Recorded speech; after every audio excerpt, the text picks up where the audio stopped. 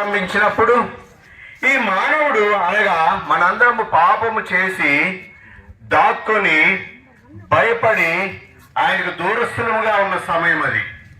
ఎందుకంటే ఆయన యథార్థవంతుడు, ఆయన నీతివంతుడు, స్వచ్ఛమైన దేవుడు. అటువంటి దేవుడు ముఖ దర్శనం చూడలేక పాపాత్ములైన మనందరము పాపంలో పడిపోయి అదిగో మారుమూల ప్రాంతంలో ఆ ముఖము చాటేసినప్పుడు దేవుడు దుఃఖపడ్డాడు, దేవుడు ఏడ్చాడు, దేవుడు సంతాపడ్డాడు. అట్టి మానవుని ఆ పాపము నుండి విడిపించుటకు అదిగో ప్రభు అయిన యేసుక్రీస్తుని ఈ లోకంలోనికి పంపించాడు. ఎందుకు పంపించాలి? దేవుడు మానవుణ్ణి ప్రేమించాడు కనుక. ఆ ప్రేమింపబడిన మానవుడు దేవుడికి దూరస్తుగా ఉండి పాపంలో ఉండి చనిపోతున్నాడు. ఆ పాపంలో చనిపోయినప్పుడు అట్టి మానవుడు అగ్ని ఆరదు పురుగు చావదు ఆ స్థానంలోకి పోతాడు. అట్టి స్థానంలోకి పోవద్దని తన ప్రియ కుమారుని పంపించడం జరిగింది. ఇదిగో ఈ లోకంలో ఆ పరిశుద్ధ గ్రంథంలో రాయబడినట్టుగా ఒక ఇద్దరు వ్యక్తులు ఉన్నారు. అతని ధనవంతుడు లాజరు. ఈ లాజరు భూలోకంలో ఉన్నప్పుడు భూలోక సంబంధమైన ఆ వ్యవస్థని, ఆ సమూహాన్ని, ఆ సంపదని, ఆ సుఖాన్ని, ఆ ఉన్న ఆ అంతస్తుల్ని దేన్ని ఆయన ఇష్టపడకుండా పరలోక రాజ్యపు స్వతంత్రాన్ని, పరలోక నిత్య రాజ్యాన్ని, ఆ పరలోక రాజ్యాన్ని అతను ఆశపడి అతను కోరుకొని ఈ లోకంలో ఉన్న దాన్ని మొత్తాన్ని వదులుకున్నాడు. అతను ఒకరోజు చనిపోయాడు, దేవదూతల చేత కొనిపోబడ్డాడు, అబ్రహాము కుడి పార్శ్వంలో కూర్చున్నాడు. అనగా దేవుడు కుడి పార్శ్వంలో కూర్చున్నాడు. ఈ భూలోకంలో ప్రభువైన యేసుక్రీస్తు నిజముగా లోక రక్షకుడు, నన్ను రక్షించు నిమిత్తమే నా పాపాల కోసం ఆయన కలువరి శిలువలో మరణించను అని తను ఒప్పుకోవటం చేత అతను దేవదూతల చేత కొనిపోబడ్డాడు. ఇంకొక వ్యక్తిని చూస్తే అతను ధనవంతుడు, అతను ఈ లోకంలో ఉన్నాడు. అతనికి కూడా యేసుక్రీస్తు తెలుసు, యేసు ఎవరో అతనికి కూడా తెలుసు. ఎందుకంటే అతని సమీపంగానే ఎవరున్నారు? లాజరు ఉన్నాడు. యేసుని ఎరిగిన వ్యక్తి ఉన్నాడు. ఇలాగే మైకులు పెట్టి అరిసిన సమయం ఉండొచ్చు, చెప్పిన సమయం ఉండొచ్చు, ఖాళీ సమయంలో సంభాషణలో యేసు గురించి ప్రస్తావన చేసిన సమయం ఉండొచ్చు. ఎందుకంటే అతను నిత్య రాజ్యం గురించి తెలుసుకున్నాడు. అతను తెలుసుకున్న స్వచ్ఛతను, అతను తెలుసుకున్న ప్రేమను 10 మందికి పంచాలన్న ఉద్దేశము కలిగిన వాడు కనుక ఇప్పుడు ఆ ధనవంతుడు అంటున్నాడు, ఎక్కడ పరలోకము, ఎక్కడ నిత్య రాజ్యము, అదంతా నాకు అవసరం లేదు. ఈ భూలోకంలో ఏముంది? డబ్బు ఉంది. ఈ భూలోకంలో ఏముంది? ఉద్యోగం ఉంది. ఈ భూలోకంలో ఏముంది? ధనం ఉంది. ఈ భూలోకంలో ఏముంది? బంధుత్వం ఉంది. నా వారు ఉన్నారు, ఇటు రమ్మంటే ఇటు వచ్చే వాళ్ళు ఉన్నారు, అటు పొమ్మంటే అటు పోయేటోళ్ళు ఉన్నారు. నేను ఏదంటే అదే, ఇక్కడ నేను ఏం మాట్లాడితే అదే శాస్త్రంగా ఉంటుంది కనుక నేనే గొప్పవాణ్ణి అని అతను విర్రవీగిన సమయం అది. ఎప్పుడు? భూలోకంలో ఉన్నప్పుడు, ఎప్పుడు? భూలోకంలో తను జీవిస్తున్నప్పుడు. అతనికి కూడా ఒక సమయం వచ్చింది, అతను కూడా చనిపోయాడు. అతను చనిపోయినప్పుడు అదిగో ఎదురుగా అబ్రహాము రొమ్మున ఆనుకొని ఉన్న లాజరును చూస్తున్నాడు. అరే, ఈ లాజరు ఎవరు? ఈ లాజరు నాతో పాటు రొట్టె ముక్కలు తినినవాడు కాదా? నా బల్ల మించి కింద పడితే ఏరుకొని తినినవాడు కాదా? అతను నాకు ఏదో భాష చెప్పాడు, ఏదో మాటలు చెప్పాడు, నేను త్రోసిపుచ్చి తిని, ఆ తండ్రి అంటే ఇతనేనా? ఆ అబ్రహాం అంటే ఇతనేనా? ఆ నిత్యుడు తండ్రి ఇతనేనా? ఆ దేవుడు ఇదేనా స్వర్గము? ఇదేనా అదిగో ఆ పరలోక రాజ్యము? ఇదేనా సంతోషకరమైన వాతావరణము? ఆ సంతోషకరమైన వాతావరణంలో అదిగా లాజరున్నాడా? ఇప్పుడు నేనెక్కడున్నాను?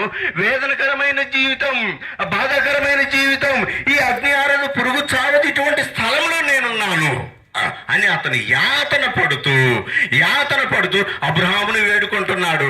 అబ్రహాముని పిలుస్తున్నాడు, ఓ తండ్రి అయిన అబ్రహామా, నా ఎందుకు కనికరపడి అదిగో లాజరుని నా దగ్గరికి పంపు. కింద ఉన్నప్పుడు ఆ విశ్వాసముతో అతను ఆ రొట్టె ముక్కలు తినేవాడు. అటువంటి విశ్వాసంతో అతను రాగలడు.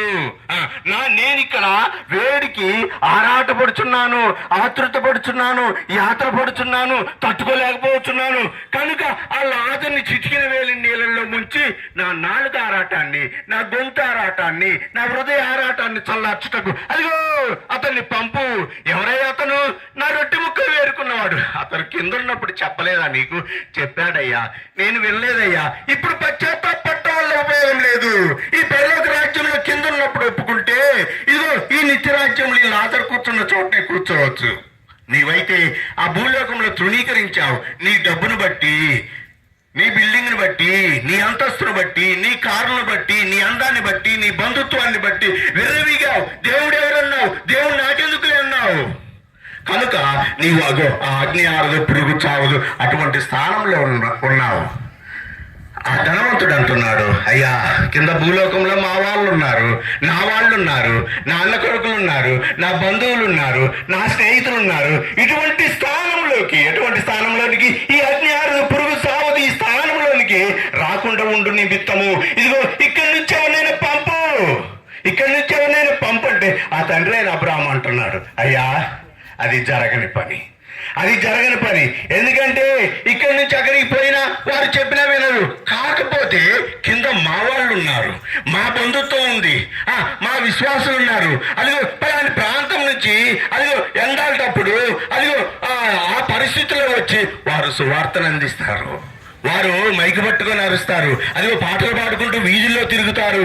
తోచిపుచ్చకుండా ఇదిగో ఈ లాజర్ లాగా నన్ను అంగీకరించుంటే, ఎక్కడ భూలోకంలో ఉన్నప్పుడు అంగీకరిస్తే, అయ్యా నువ్వేనంటే నిత్యుడకు తండ్రివి, నువ్వేనంటే దేవుడివి, నువ్వేనంటే రక్షకుడివి, పాపం నుంచి రక్షించడానికి నువ్వు నా కోసం వచ్చావంట, ఆ పరలోక రాజ్యాన్ని వదులుకొని వచ్చావంట, నువ్వు నా హృదయంలోకి రా, నా ఇంటిలోకి రా. అదిగో ఆ జక్కయ్యకి ఇచ్చినట్టుగా, ఆ చెట్టు మీద కూర్చున్న జక్కయ్యకి ఇచ్చినట్టుగా నాకు కూడా అటువంటి రక్షణ నువ్వు అని వారు వేడుకుంటే, ఆ మాటలు విని వేడుకుంటే వారు ఈ ఉన్నతమైన స్థానంలోకి, ఈ పరిశుద్ధమైన స్థానంలోకి, ఇటువంటి పరిస్థితుల్లోకి వస్తారు.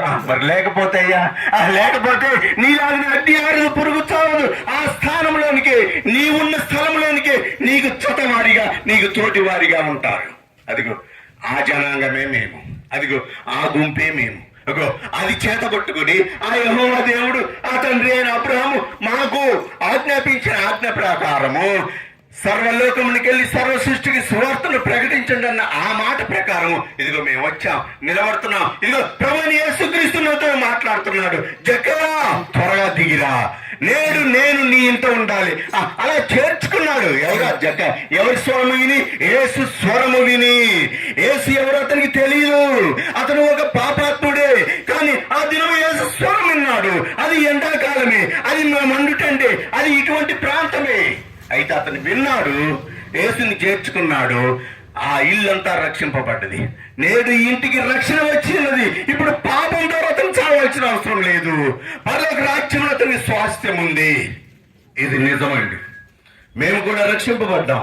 మేము పరలోక రాజ్యానికి వారసులమని మేము నమ్ముతున్నాం. లేకపోతే భయంకరమైన వ్యాధితో, భయంకరమైన పరిస్థితుల్లో, భయంకరమైన పాపం చేత భయంకరమైన స్థితిలోకి వెళ్ళాలి. ఇప్పుడు మేము చనిపోయినా ఆ పరలోక రాజ్యానికి వెళ్తాము, ఆ నిత్య రాజ్యంలోనికి వెళ్తాం. మా బతికితే 5 సంవత్సరాలు, 10 సంవత్సరాలు, 15 సంవత్సరాలు, తర్వాత జీవితం నీకు అసలైన జీవితం. ఆ జీవితం మాకు మంచి జీవితం ఉందని మేము నమ్ముతున్నాం. నువ్వు కూడా నమ్మాలా? ఆ ధనవంతుడు లాగా త్రోసిపుచ్చకుండా ఏం చూసుకొని, లోక సంబంధమైన ఈ పరిస్థితులు చూసుకొని, లోక సంబంధమైన చదువులు చూసుకొని ఆ ధనవంతులాగా త్రోసిపుచ్చకుండా అదిగో ఆ లాజర్ లాగా నువ్వు దేవుణ్ణి అంగీకరిస్తే పరలోక రాజ్యానికి వారసులు అవుతావు. దేవుని మాటలు దీవించుగా. ఈ సమయంలో అడ్రస్ చెబుతారు.